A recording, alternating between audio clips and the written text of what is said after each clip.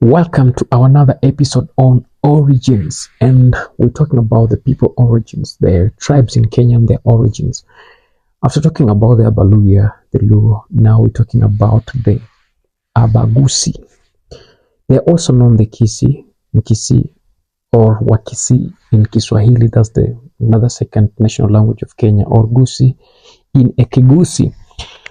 All these are Bantu ethnic groups and national indigenous to Kisii and Nyamira counties of former Nyanza, as well as part of Kericho and Bomet counties of the former Rift Valley province of Kenya. The Abagusii traditionally inhabit Kisii and Nyamira counties, as well as section of Kericho and Bomet counties, all of which were within the former Nyanza and Rift Valley provinces of Kenya.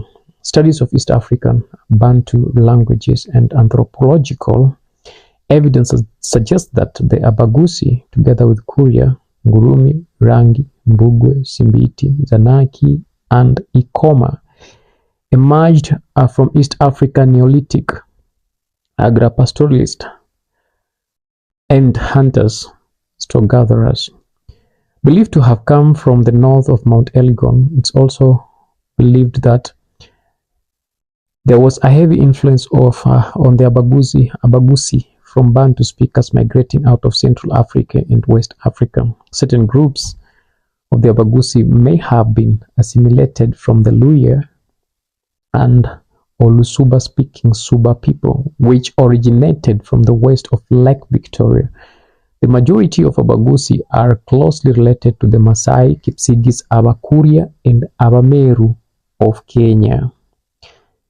The Abagusii also have a close linguistic relationship with the Ngurumi, Rangi, Mbugwe, Simiti, Zanaki, Ikoma, and Maragoli people. They speak the Ekigusii language, which is classified with the Great Lakes Bantu speakers, or Bantu languages. However, the inclusion of Abagusii in the Bantu language group is a subject of debate because there is not enough evidence to justify that, given that studies on East Africa Bantu languages have found Ekigusii together with the Kuria, Simbiti, Ngurumi, Rangi, and Mbugwe languages to be rather distinct from other Bantu languages in terms of structure and tense.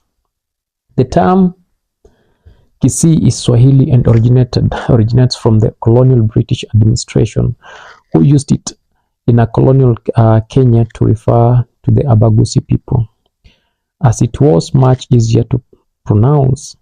That is when the colonialists were, trying to separate and build their colonies in different parts of Kenya. It was easy for them to pronounce the word Kisii. The term Kisii, however, has no meaning in the Ekigusii language.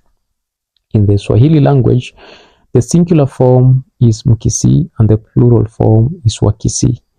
The Swahili name of Ekigusii language is Kikisii. The term is now popularly used in Kenya to refer to Abagusii people. Among the Abagusii, the name Kisii does not refer to the people but to a town.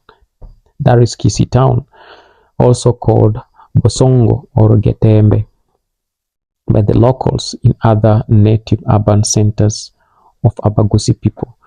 The name Bosongo is believed to have originated from Abasongo, which means the whites. So when the whites went to Kisii land, that's where they camped in Kisii town. That's where they had their headquarters.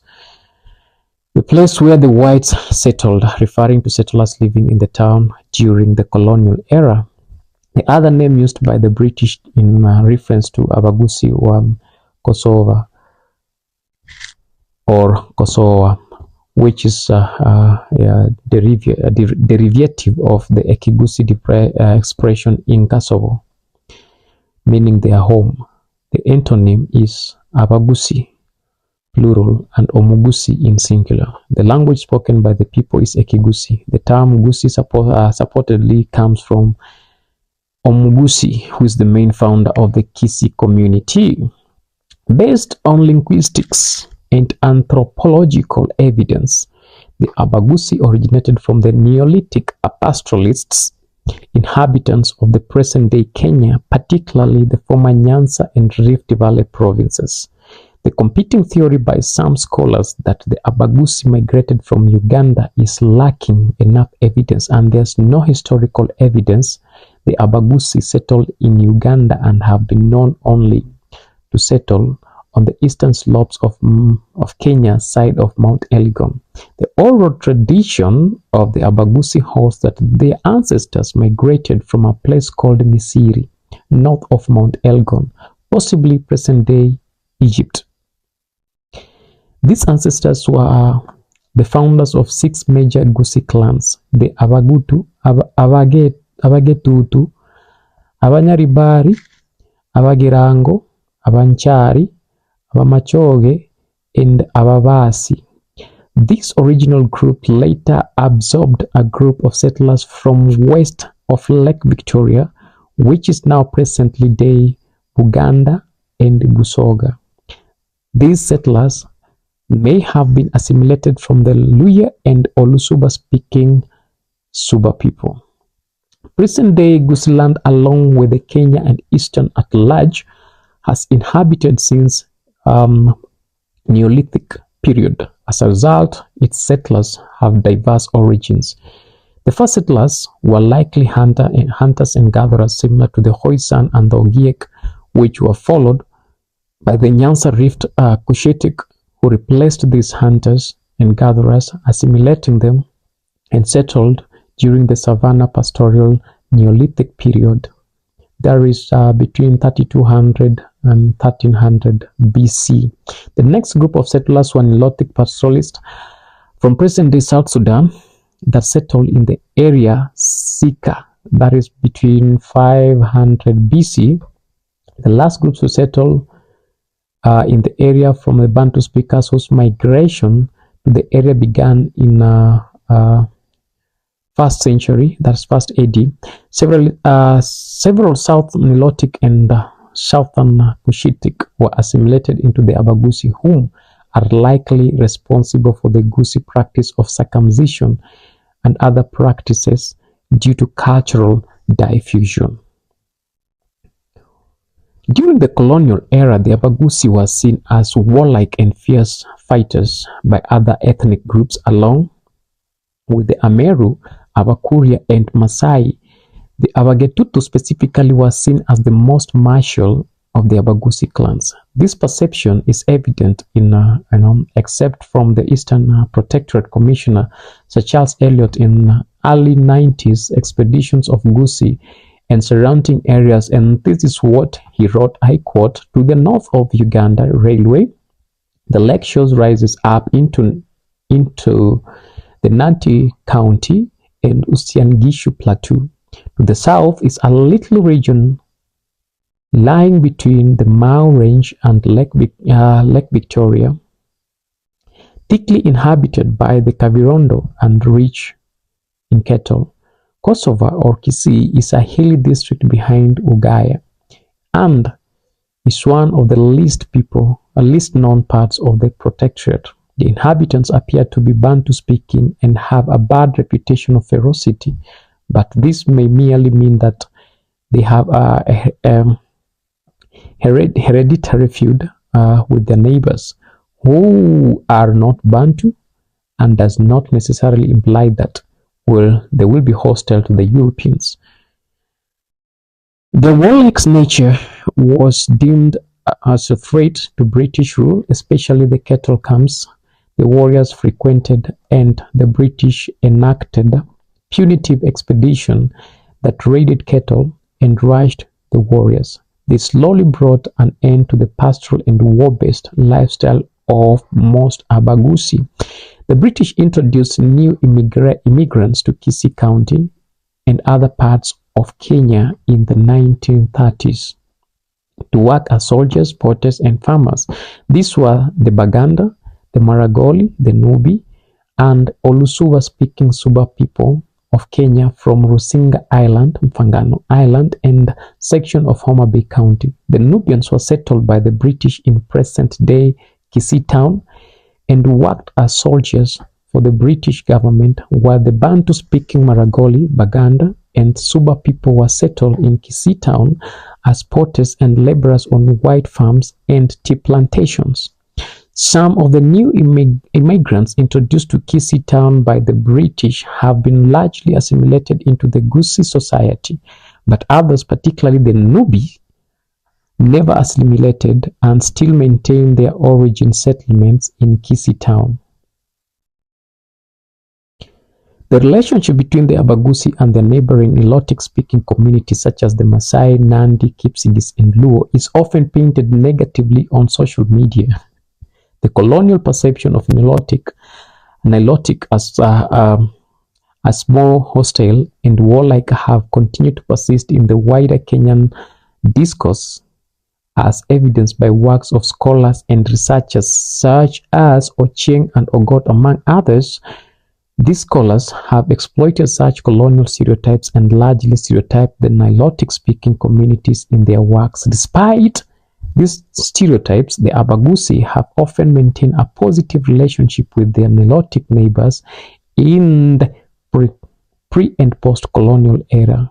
Prior to colonization, the Abagusii engaged in barter trade with these communities, especially the Luo people, and at times worked together to defeat the cattle riders. So this coexistence between the Abagusii and their neighboring Nilotic communities was largely peaceful despite these communities in Abagusii occasionally clashing, sometimes violent cattle rustle and grazing land conflicts. The modern usage of the term Bantu was only developed in the 19th century with the advent of European colonization. Prior to colonization, no such division existed in Africa. Africa was one, the spirit of Ubuntu. These categories of Africa spoke Africa people into distinct, internally homogeneous groups is seen as generalizing at best, the inaccurate at worst. In the context of the Abagusii, together with Kuria, Zanaki, Ikoma, Rangi, Mbugwe, Ngurumi, and Simbiti, some linguistic and cultural evidence indicate that they may be more influenced by the Nilotic and Cushitic communities than other Bantu groups. So during the pre-colonial era, the Abagusii cultivated finger millet, barley, pumpkin, and other native crops. Ox-drawn plow and iron hoes were used for cultivating crops. However, the Abagusii were mainly pastoralists and hunter-gatherers who primarily relied on their cattle, goat, sheep, and lesser extent poultry for food. In the 19th century, Europeans introduced tea, coffee, bananas, and plantains, and most importantly, maize. By the 1920s, maize quickly replaced finger millet and sorghum as a staple food cash crop. By 1930s, tea and coffee had become major cash crops within the Kisii. Today, the Abagusii still continue to keep livestock and poultry alongside farming, along with old cultural practices. Some crops are cultivated today, including cassava, potatoes, tomatoes, bananas, beans, onions, tropical fruits, and peas, among others. Farmers remain dominant activity in Gusii land due to high population density. During the pre-colonial period, again, Abagusii produced iron tools, weapons, decorations, wooden implements, pottery, and baskets. And the iron tools that they produced made them more fierce to other communities.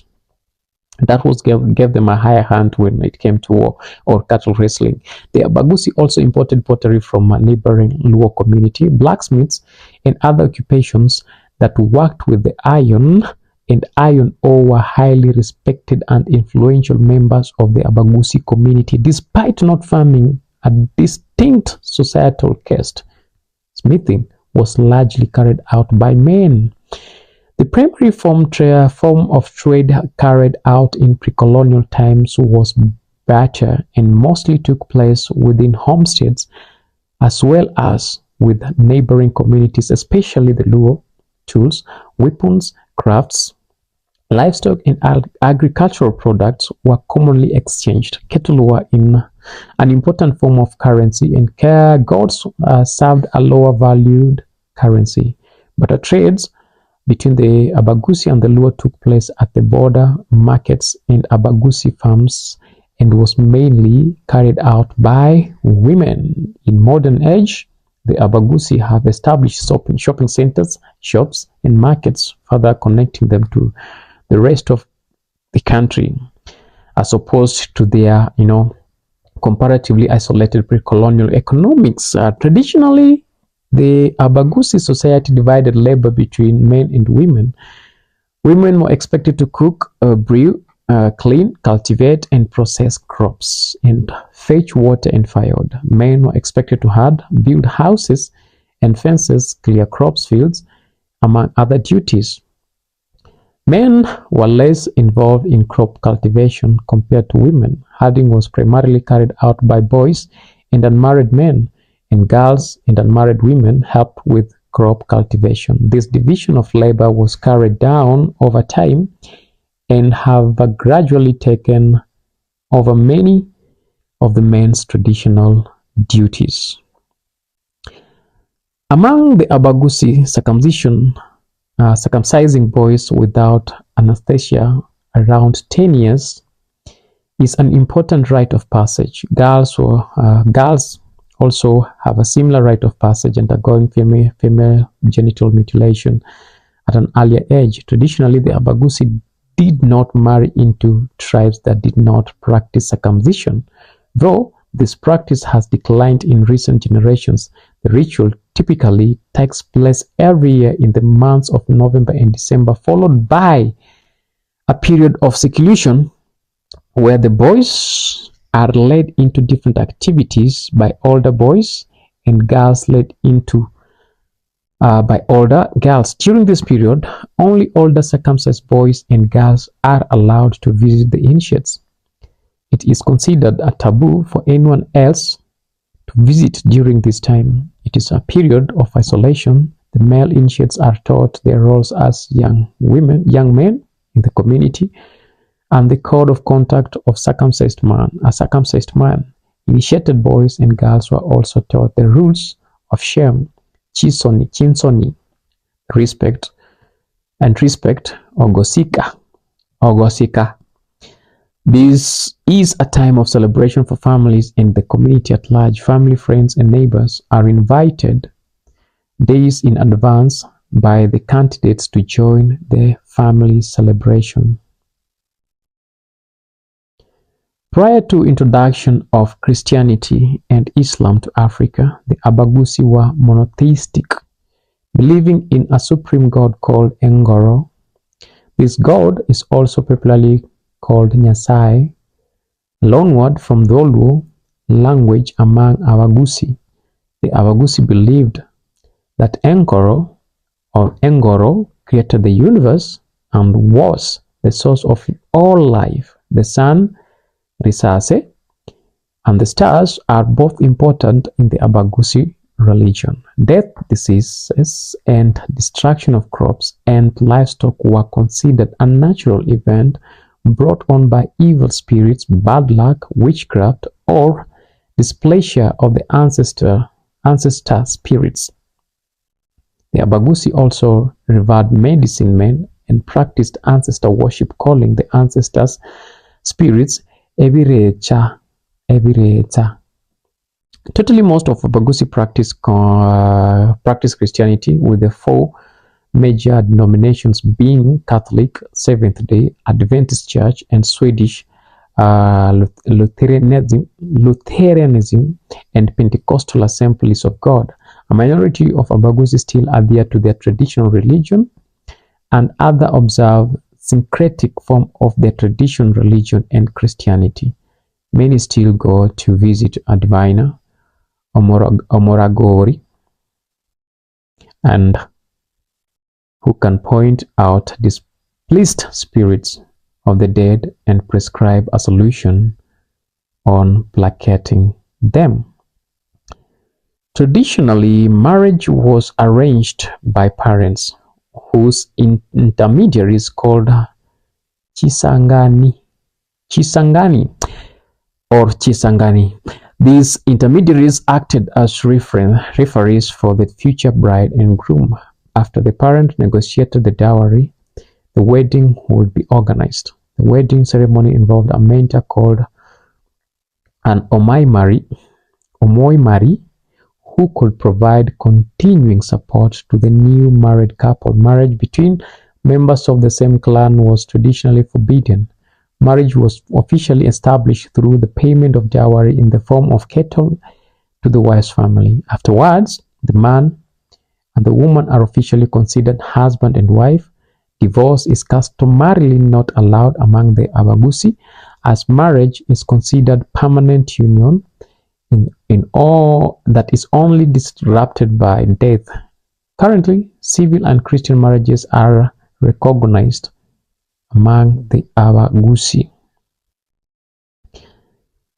The typical Gusii family unit is composed of a man, his wives, and their children, living on the same land. Was divided into two components: the homestead, omuchie, and the cattle camps, ebisarate. Married man, his wives, and their unmarried daughters and uncircumcised boys lived in the omochie. The ebisarate, situated in the grazing fields, was protected by the male warriors to defend theft by cattle rustlers and raiders. A typical Gusii house was conical grass thatched roofs and is typical round, though sometimes rectangular in shape.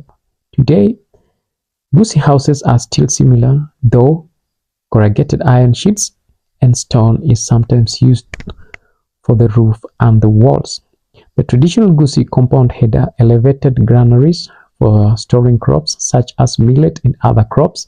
The Abagusii customarily built fortified walls and dug trenches around these homesteads and villages to protect against cattle rustling and raids by neighboring communities. However, in 1913, the cattle camps were abolished by the British, forcing Abagusii to live in dispersed homesteads. The original diet of Abagusii prior to colonization consisted of meat, milk, and blood from livestock, cereals from millet and sorghum, as well as fruits, vegetables, birds, edible insects, chintunga, and wild meat obtained from hunting and gathering. Post-colonial diet of Abagusii and other African tribes has been transformed and influenced by interactions with the European colonialists that introduced new crops and farming methods in Gusiland and Africa. The staple meal is owokema, which is a dish of millet flour or sorghum flour cooked with water to a hardened dough-like consistency. It is often served with rinagu or chinsaga, likuneni, and enderema. Emboga, omotere, risoza, egesare, among other local green leaves consumed as vegetables. It is served with milk, particularly sour milk from livestock. It can also be served with any other stew. The Ekegusii word for having meal is ragera. Usually connotes a meal involving owokema at the center. By 1920s, maize was introduced into Gusiland and had overtaken finger millet and sorghum as staple crop and cash crop. As a result, maize is now largely used to prepare owokema, ritoke, prulor, amatoke. A dish of cooked and flavored bananas is a popular snack, but is considered a supplement food and not a proper meal. Thank you so much for following on to us. That is part 2 or part 1 of the Gusii people. Leave your comment and your thoughts on what do you think that we have left out that we have not talked about, and we will cover it. Let us know and teach us as we teach you too on our origins. Gusii origin part 1, waiting for part 2 sooner.